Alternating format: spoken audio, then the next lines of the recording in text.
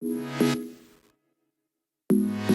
everyone, my name is Nicolas Savas and I'm working as a cluster coordinator in the Rapid response team of the Global Education Cluster. And today we're going to speak about effective presentation skills, how you can improve them to make your presentations better. Let me reassure you that the perfect presenter and as such, the perfect presentation don't exist. There are many factors that can have an influence on your presentation and how it's perceived by the audience. The good news is that you can work on these variables to make sure that the message you are passing or that you want to pass is well understood by the participants. One of the key factors you want to take into consideration is the time of the day. For example, think about a presentation that starts early in the morning, or say at 9 a.m. After people had a restful night, a good breakfast. Most likely, the majority of them will be full of energy, listening to you, and available to engage in various activities for the next few hours. But the opposite, for example, would be the early afternoon, after people had a heavy lunch, a busy morning. In this case, the chance that majority of them are tired or even asleep is quite high. We all know that. This is just to say that time of the day is a key element to take into consideration when you design your presentation. Sometimes, depending on the time of day, you can go for formal presentations. That's again like in the maybe early mornings when people have their full attention, but other times maybe just before the meals or before the end of the day, more interaction will be necessary. For example, you can break up the whole group into smaller ones that people have some energetic activities. You also have to think about the background and the capacity of your audience. Are participants familiar with the topic you are presenting? If that is not the case, you'll have to lower, so to say, the amount of information you are passing to them. And you'll also have to simplify your language, the language you're going to use with them. Another consideration is in the case you're doing your presentation physically, that is not remotely as we are doing today, is a physical setup of the room where you are. It has to be big, but not too much. You need some light, but not too much sun. People should not be too close to each other, and there should be enough ventilation and air. Now think about the opposite conditions, which obviously are not are far from optimal. A room that is too small, that is dark, where it's hot, and people are stuck to each other. As you can imagine, this is not conducive to learning and interacting, and so to listening to your presentation. To summarize, I would say that you have to take into account the many different physical and individual variables that can have an impact on your presentation. You have to work around them to find solutions for your presentation. Now, the key steps and the key elements about the preparation. I've mentioned the issue of audience already. You have to ask yourself if the participants are familiar with the topic you are presenting. If that is the case, you have to be prepared for technical questions, sometimes challenging ones, and you should have answers ready in case some of the participants are the same level or even like have a higher technical level than you. You could also find yourself in the opposite situation where your presentation is more an introduction. In this case, you should avoid content that's too complicated on terms that are too technical for participants. Before the presentation, while you prepare for it, you should also reflect why people should listen to you. Are you really the expert? Or at least do you have a decent amount of knowledge on this topic? If that is not the case, maybe think about someone amongst your co-presenters or co-facilitators who may be more specialized and who can cover some of these most technical parts of the presentation. Think even about the audience and the people in the room. Maybe some of the participants have that expertise, and it's engaging with them and to ask them to speak about these topics or to present some parts is a good way to engage with the participants and the audience generally. And in turn, this will make your presentation more lively for everyone. I also mentioned that your content has to be ready. You should have detailed notes for yourself as a footnotes in the presentation itself, or maybe on paper. Having things in writing on paper is very convenient in case something goes wrong with the computer, with power, or the projector, if they go down, for example, so that you have a guide to support you while you continue speaking. And finally, I would say what's very critical is to think about the flow of what you are presenting. How do you go from A to Z? How are your different ideas connecting? Typically, you'll start with the 2-3 issues you are exploring, leading to 3 key messages you want to pass in the end of the presentation. Now, some tricks about delivering confidently. If you remember, I have said already that that is really everyone, is stressed by having to do presentations. However, you can overcome this by being prepared yourself, taking a number of simple measures, which in turn will increase your confidence level. One key issue there is time management. Think how long your presentation has to be. You also have to think how much time you want to spend on each slide. At least make sure that you spend even time for all the slides. That is not too long, not too short. As with your presentation overall, people will get bored if you stay too long on the specific slide or another. The next one doesn't only refer to your numbers, but also to key issues on topics. You must have studied the topic you are covering. You have to know your numbers to feel confident. And in case you forget something, again, have things written on a piece of paper. That will really help. Of course, think also about breaking the text you are delivering with concrete examples. That can be pictures of people, of situations you are describing, diagrams that show key figures of what you are presenting in order to keep people's attention. Think about how you want to open your presentation. We mentioned already the importance of establishing contact with the participants, explaining what you have in common with them, showing how relevant the topic is in relation to the work you are doing, and they are doing, and most importantly, what are the key issues you want to cover. Obviously, in the end, it's the opposite. Provide key answers on messages that you want to pass to participants, and having these clearly lined out, written down, and having them memorized will help you feel more confident. There is no need to go at length and in circles about specific topics or to use elaborate vocabulary. Keep it short, use a simple language. Otherwise, again, you risk losing participants' attention. On the last point for this slide, be prepared for questions. Again, I mentioned you have to know your audience, who will be the people in front of you.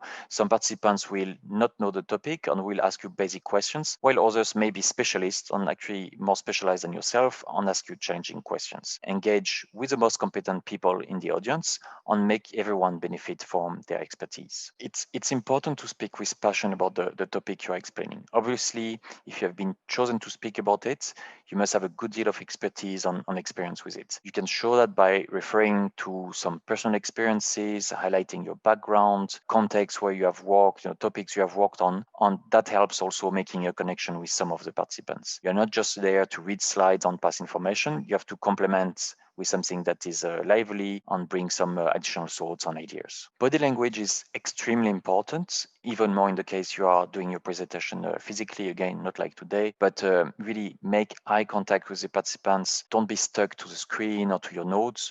You can also use your hands to point at words on the screen, use your arms and hands to show links between issues, to do air quotations. And if you are physically in a room, it's also important to move in that room. That creates more interaction, that creates more life in your presentation. You can get closer to the participants, then go further away from them. You can get closer to the screen, go to different groups. If you see people disengaging, maybe talking to each other, get closer to that group or to these people. That will really help keeping them engaged. All of this overall will contribute to making your presentation livelier and to keep participants engaged. Now, presentation formats, obviously there are many and different ones. Here are a few that are relevant for education cluster coordination and when you do presentations for the topics that we typically cover. Here, ECMT refers to the education cluster monitoring tool, that is your 405W. This is just to say that you can project tables on tools that people are familiar with to initiate the conversation on challenges, for example, about IM, about partnerships, about feedback from partners, just to say that you can use some of the most common tools that everyone is familiar with to initiate the discussion. It's fairly similar for dashboards and infographics. They can highlight key figures or help you, show some key figures on issues that you want to explore and get participants' feedback on. These things are not to be shown, just for the sake of the information that's there, but to initiate discussions. Now, when it comes to the format of your presentation, I think that there is a world beyond PowerPoint. You can, for example, if you're there physically or even now in Zoom is possible, you can break out in groups, have the groups report back to plenary. You as an individual presenter or the groups, you can use flip charts to discuss specific topics and highlight key points. And technically, in terms of softwares, there are other tools than PowerPoint. You may have heard about PictoChart or Prezi. They look definitely nicer than PowerPoint. They can help increase people's attention. However, you have to take into consideration that they will require more of your time to prepare to work on them. What's coming now is a set of slides that are basically examples of what should not be done. In this one, for example, there is maybe useful information in the text, but there is way too much text. Words are stuck to each other. There is no logic to the use of font sizes and colors. You can see it's going from black to purple to gray without a purpose. Keep in mind, it's recommended to keep your slides light with text, so don't have too much text. Have it well organized. And in this example, we can see that the use of one block of text is not conducing to passing key messages, as should be the case. This one is a bit of a pity for me because it's an example of a table that could be useful to pass information on messages, but you can see it has been directly, very simplistically copied pasted from an Excel document. The formulas are still there from Excel. For example, you have like row labels. A lot of acronyms also are not explained. This MEDERSA, SSAP. That's really a pity because potentially the key figures at the bottom could be useful, but you can see that there is no order. Nothing is highlighted. You could have them, sorted out from the biggest to the smallest, or vice versa, or you could have highlighted the most important ones. That's not the case. And also there is no legend to explain what this is referring to. This one, I have to say, is one of my favorites, so to say, and was actually used in a presentation I once attended. It could be that there is useful information, that the linkages between causes and consequences make sense. As you can see, there is way too much text, way too many diagrams, too many colors, without an actual prioritization of the content that you want participants to focus on. Most likely, the majority of people would lose attention with these slides, and they would get out of the flow of the overall presentation. Remember to keep your logic simple without too many colors, too much text, and too many diagrams. That's really critical.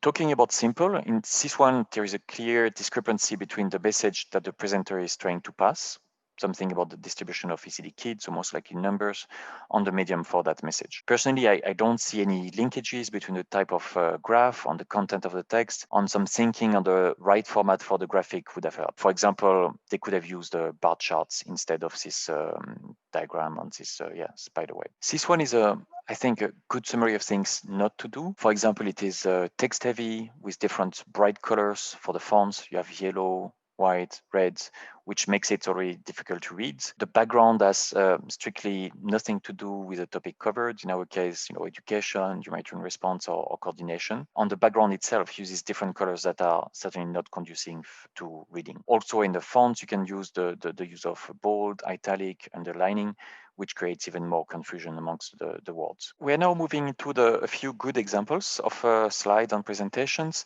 They're also taken from real life, so to say, presentations. I have to say I quite like this one. Very simple with a focus on key messages, which then gives you room to go into the detail of what you're explaining, so that participants focus on the person presenting, on not the screen. It is very simple layout, I recognize, but the black and gray text on a white background makes it easy for everyone to read. This one almost has too much text, but I have to say the font colors are basic, black and blue, which helps highlighting key messages, namely that the number of people affected is 2 million, that the response has to be scaled up, and in coordination with the development actors. There is no need to add pictures or graphs there. The message is clear, so there is no reason to go for something that would make it more complicated.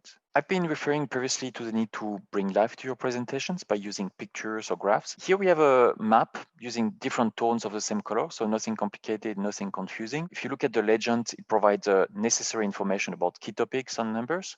On the left, you have a text that's also simple and focuses on key issues. And even though the text is not necessarily linked with the map, it's definitely complementary. So both inform each other, and that's extremely useful.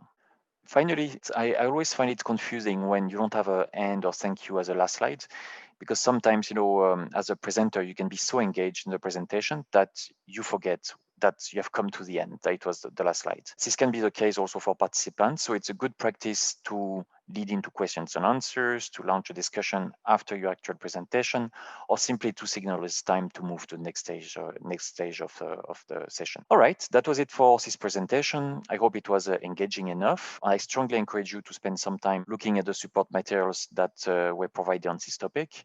Have a good day and goodbye.